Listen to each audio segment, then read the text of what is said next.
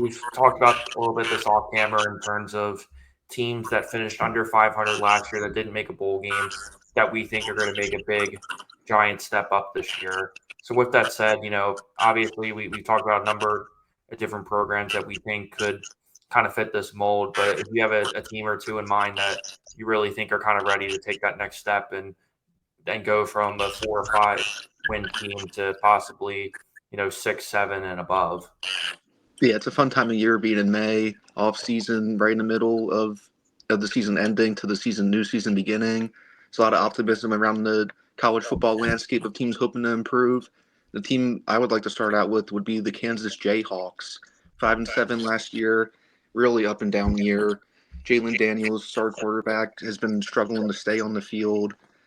A lot of big losses. Just wasn't able to get consistent winning throughout the year, and losing a big graduating class this year, one of the biggest in the Big 12. And their schedule is a little more favorable this year compared to last. They do go at Missouri week 3, which is not ideal, but they are home for West Virginia and Utah. Head coach Lance Leopold. They have the new stadium being built, a lot of expectations. I feel like they're putting a lot of pressure on themselves to win now, specifically to get asses in seats when that new stadium's up and coming within the next few years. I really think it comes down to Jalen Daniels having to stay healthy and consistent. They lost Evan Neal to the draft star running back. They're going to need Henshaw Jr. to step up. He would probably be the up and coming guy into the mix there. Yeah, because you brought up a really good point about Devin Neal, too, because at least for me, he was one of my favorite guys to watch in all of college football last year. I mean, the guy was just electric. He was shifty, crafty, just a guy that you can just rely upon really in any given situation, too. And, you know, people always forget, too, now that Lance Leopold's there. I mean, in my opinion, he's probably one of my favorite coaches in all of college football, just someone who's articulate, well-spoken, a phenomenal recruiter, and more importantly than anything, he's made Kansas relevant again. I mean, even when you go back and think of some of the faces, that were coaching Kansas football.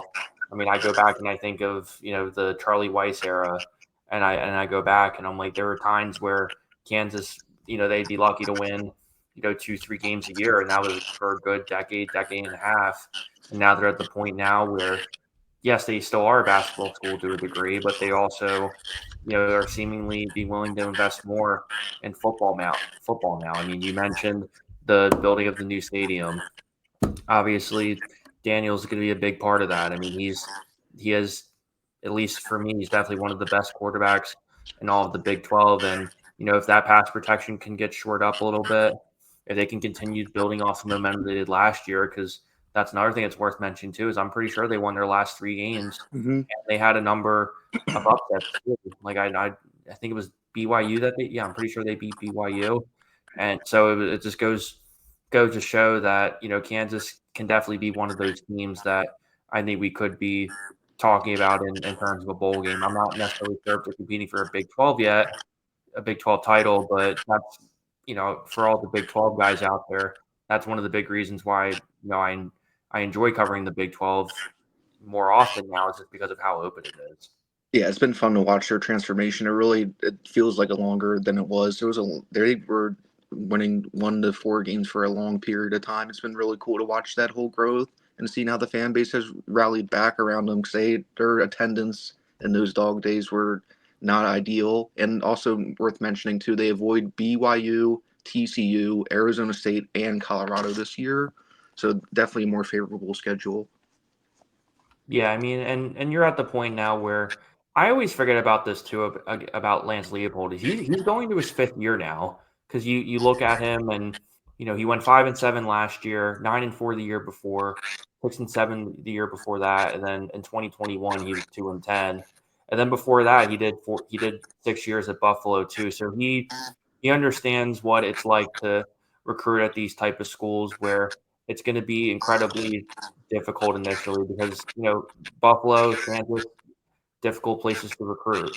I mean, even when you go back and the first time that he won a game in 2021, that was the first time that a program had to win in over 22 months. So it goes to show just how much patience and effort and all these things really take in order for them to go to the next level too.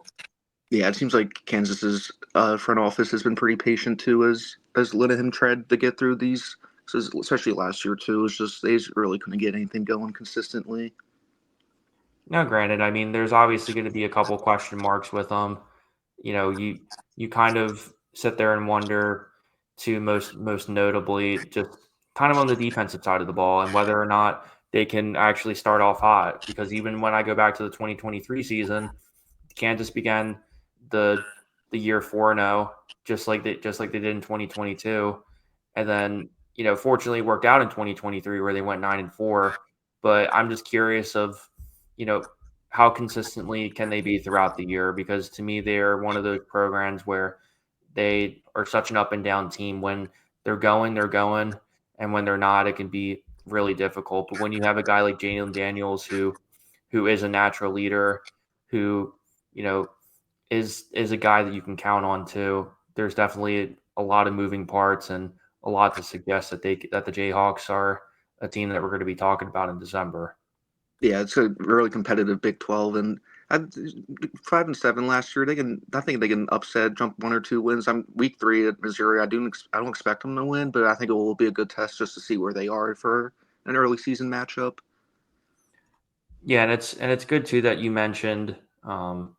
Yeah, it's good that you mentioned the Big 12 too, because obviously I've been trying to do more previews of the Big 12 in general, and I did UCF a couple days ago with my man Peter Lombard. Definitely check his stuff out.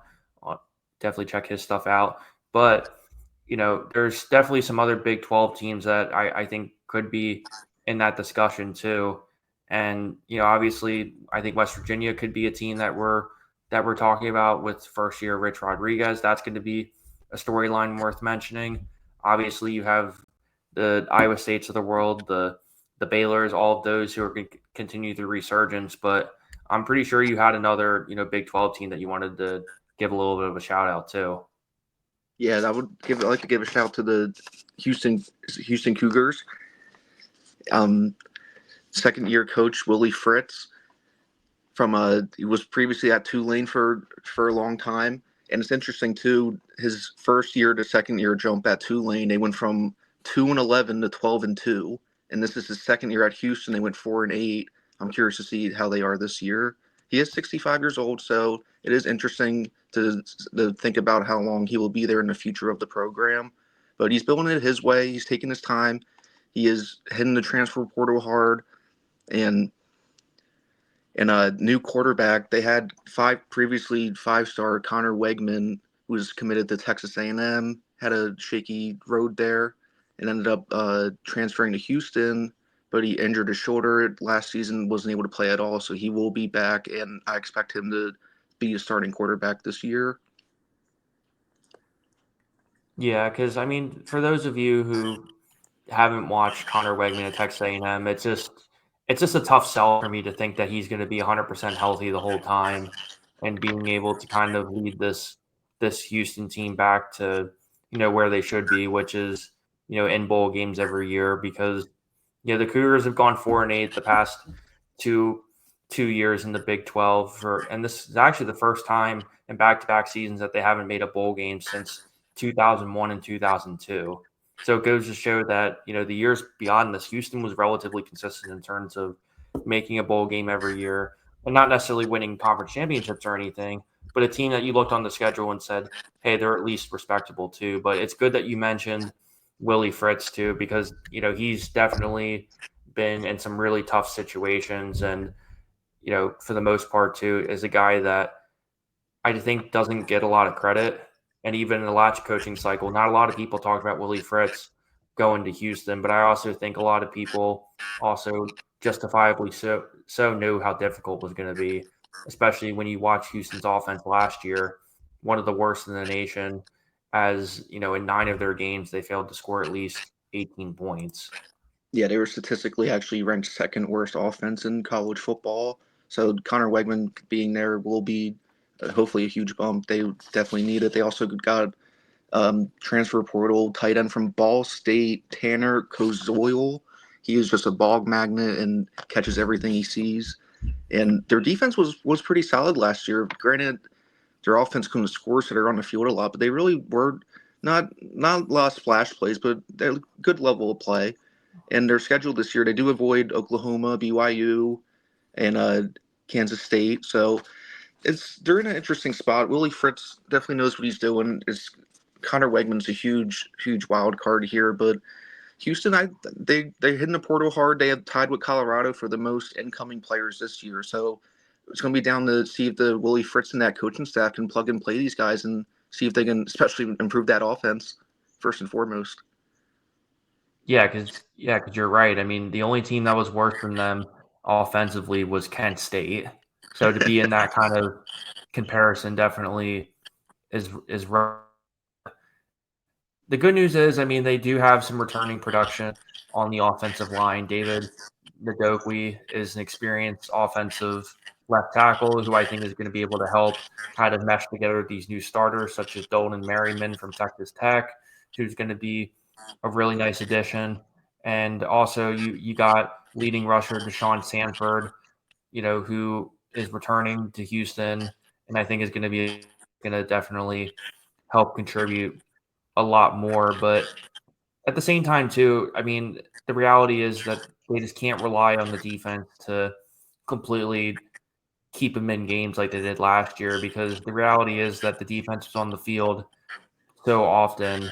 Yeah. And at least statistically speaking, they were definitely one of the better ones, but also, the pass rush simply wasn't there too. And they're going to be relying on a lot of younger guys, particularly in that linebacking core, which I think that front seven is going to continue to be a problem for them, especially as they, kind of look to go from that, 4-win transition into getting a first bowl game under Willie Fritz.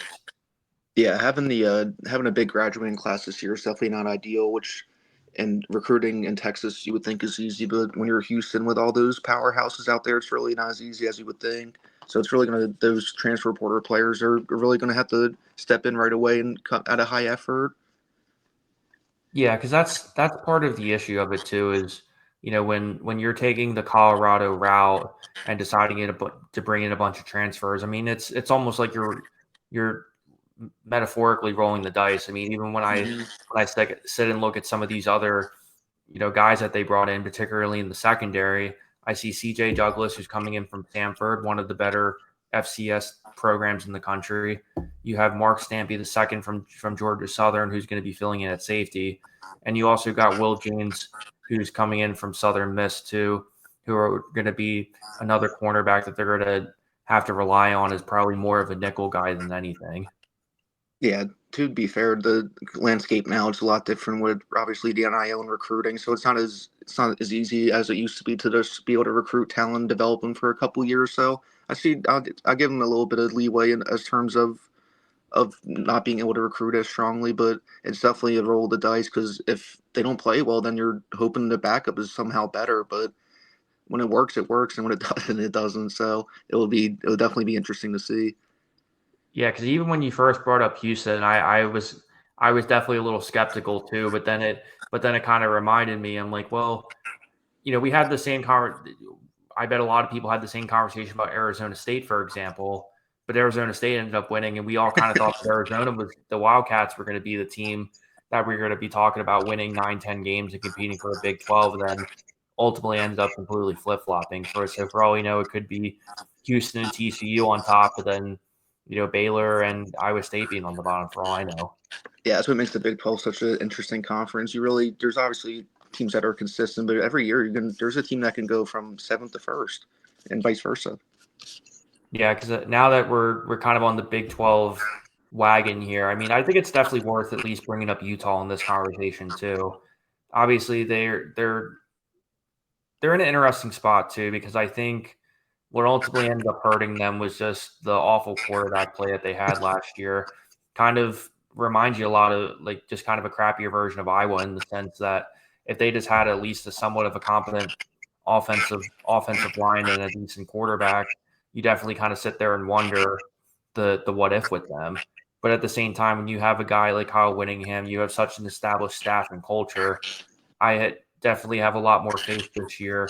I feel like I say this spiel every year, but it feels more fitting this year that Yeah, Utah is really going to be taking that next step in terms of hopefully winning one more Big 12 title before Kyle Whittingham decides to retire too. I mean, they're bringing in Devin Dampier from New Mexico. Really is an exciting kid, super quick, super athletic, got a cannon for an arm, type of dude that can make every throw in the field. And then at least defensively, one of the best returning production percentages, 12, and just a team that no matter what you can kind of rely upon to be consistent and to be a threat. yeah, that's what was rough about last year. I feel like when the Big 12 schedule comes out and teams see Utah, they just kind of roll their eyes, and because it's going to be competitive, they're disciplined, they're well coached. And last year with all those quarterback issues, they really never got to that point of being able to do that because they couldn't get enough consistent play. And Utah, they've had double-digit wins before. They know how to do it, and they're one of one of the toughest places to play too. So there's definitely a lot of optimism this year going into it for Utah to bounce back. Yeah, because even when you go and look at their schedule, I mean, granted, they're going to have some tough games. I mean, they have a couple cupcakes at the beginning of the year, but for me, what's really going to be the game that I'm going to be looking for Utah is I'm going to be looking at the September 20th game versus Texas Tech.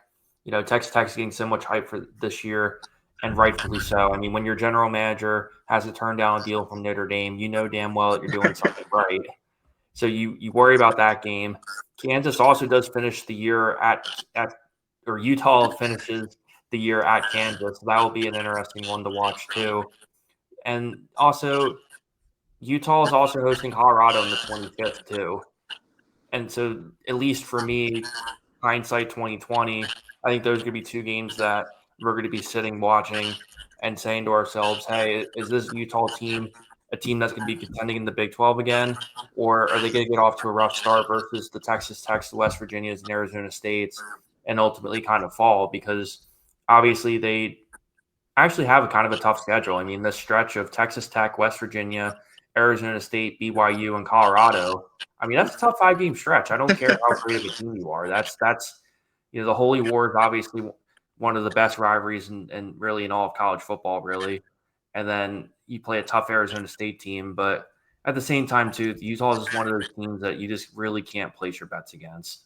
Yeah, they're always consistent, and with going to Colorado too, especially in the beginning, it's going to be interesting to see because they're usually good in the beginning of the year. Then they have that game where you expect them to win, they're favored to win, then they go into it and just they end up crapping the bed. So having those games early in the year definitely I think will actually help them to not get lost in a early success.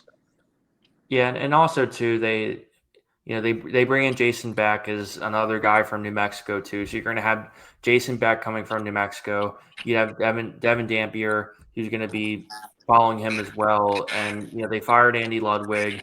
They had Mike Bezerjian kind of there as the interim guy. So I think this is going to be really an electric move for him because Jason Beck is a guy who wants to spread the field, who wants to get playmakers involved. And I think it's going to be definitely a different element of Utah college football that I think, quite frankly, we haven't seen in a very long time. And I think it's going to excite and really electrify a fan base that I think is one of the better ones in college football. Yeah, when Utah is good, that place is rock, and it's hard to can't hear in there. So those fans deserve a Utah team to be pushing those 9-10 win marks instead of 5-7 to 500 range.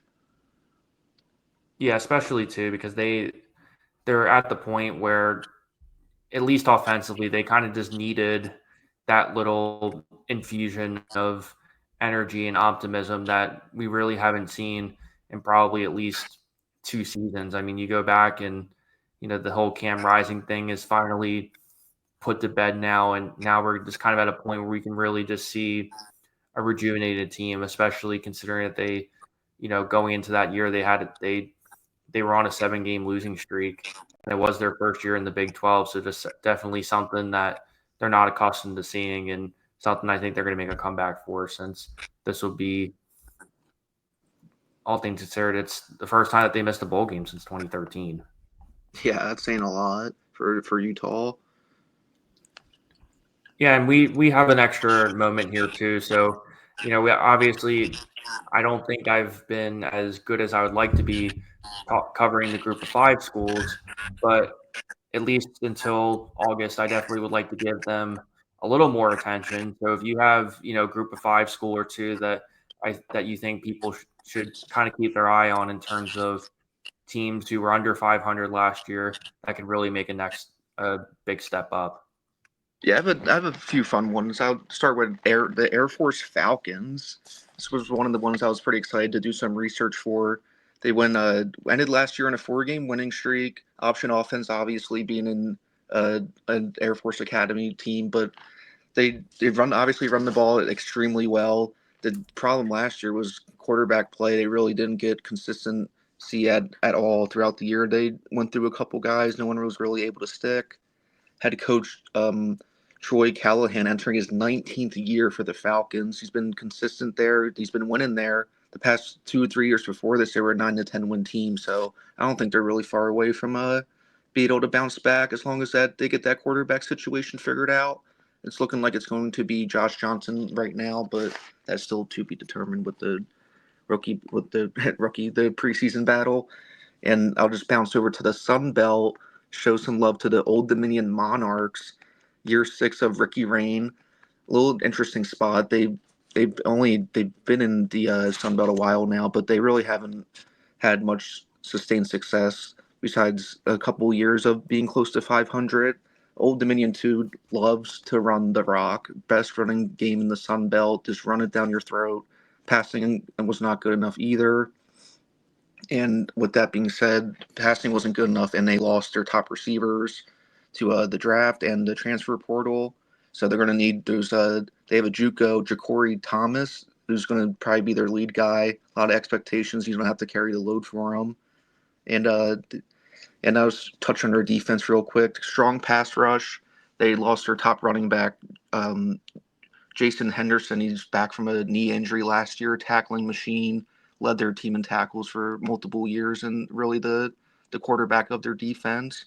So yeah, the Air Force Falcons and Old Dominion Monarchs fans stand up. I think they can make a little run, a couple more wins, and make a bowl game. Yeah, I think Old Dominion, I think, is the one that's probably worth expanding on because, I mean, at least Troy Calhoun, I mean, we know he's a legend. He's a guy that people consistently talk about when it's job openings, particularly within the group of four jobs, but he always ends up turning them down. And we know Air Force is going to figure it out, and I'm pretty confident about that, considering the infusion of guys that they brought in. They had a little bit of a winning streak going into the year. And, you mentioned, some guys that they were able to bring in and really, kind of solidify that team too and really bring that together. But it's good that you mentioned Old Dominion because, I mean, they're a tough, gritty team, and that's, somebody that loves seeing teams run the football. I definitely is one of those teams that I actually do genuinely want to see succeed. Now, obviously, sometimes it gets annoying when I think back to when they were in the CAA and they kept beating up on Villanova all the time. But it's pretty fitting that now that they're a full blown FBS team, they're a couple years fresh into the Sun Belt. But I think this year is really going to be a big test for Old Dominion, considering that they're going into a 6th year. They haven't had a winning season under Ricky Rain yet, but like you said, they do have a ton of talent coming in, particularly on the defense side of the ball. They're definitely going to be some people where you're kind of sitting there saying to yourself, hey, if they don't get off to a hot start, the Monarchs could be definitely rebuilding at least to a degree. But they played, the one thing that's worth mentioning is last year they played Virginia Tech and South Carolina really, really tough.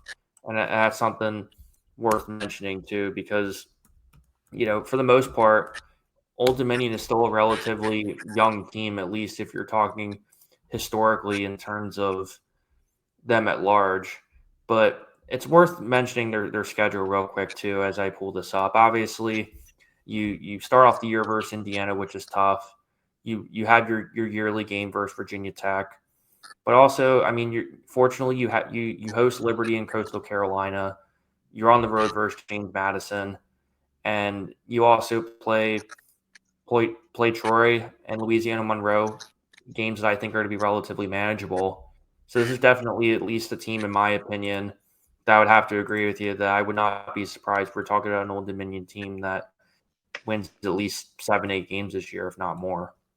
Yeah, their schedule isn't the most favorable one, especially with Indiana early and being at JMU and Georgia Southern. But the Sun Belt is they're in that range of being able to get past that threshold because they've been really patient with Coach Ricky, and letting him build it his way. And I think that's something to respect that you don't see as often anymore is patience in college football. So I think it would be nice to see those fans get rewarded for that.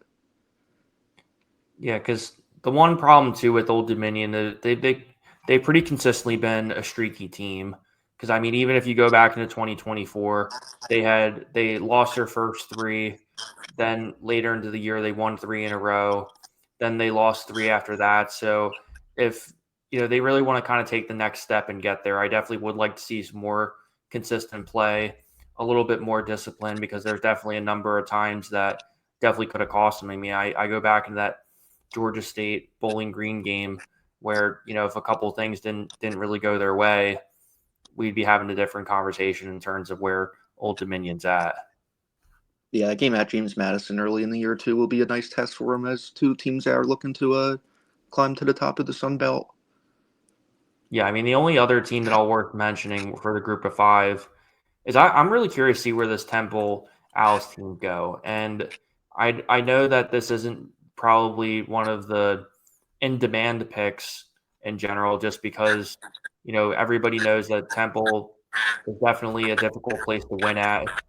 They really haven't been very consistent since the days of Matt Rule, and even then, I mean, he kind of took this job more or less as a stepping stone. But what kind of intrigues me about this program in general is they bring in Casey Kessler from Sam Houston, who is definitely one of the best FCS coaches in history, at least statistically in terms of wins. He has a couple national championships there. He understands what it's like to recruit in the Northeast. He grew up in the area, so it is a coming of home of sorts for him as well. And granted, yeah, they are still in that kind of threshold of having to play some tougher opponents. Like they randomly host September 13th Oklahoma, which I definitely kind of makes me laugh. But then, they have a couple games that are manageable that they could win. I mean, I go back to this bottom half of the schedule here. I see a Charlotte game that's definitely winnable.